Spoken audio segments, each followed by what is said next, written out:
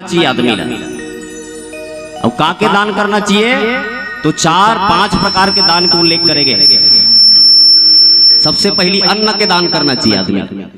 अन्न के दान, आज अन्न के दान नहीं करत आदमी है ऊपर घर में वो तो वही डाल मंडिल ढकेल देते ब्यारल घर खलौनी लानत कही जाना। ऐसी स्थिति है। याद रखना लक्ष्मी के जे दिन सम्मान करबे ना दिन लक्ष्मी तोर सम्मान करी। पहली ब्यारा बनाए पहली ना पूजा करे के बाद खरहिल पूरा गोल भर लाने तेकर बाद कथा करवाए तब मिजई चालू करे। अब आदमी बदल गया।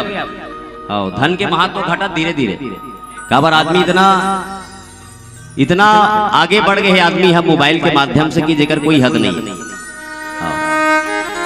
भगवान भोले बाबा कहे कि जीवन में जिन आदमी दान करते अन्न के, आप भागवत की कथा सुने हो, भागवत की कथा में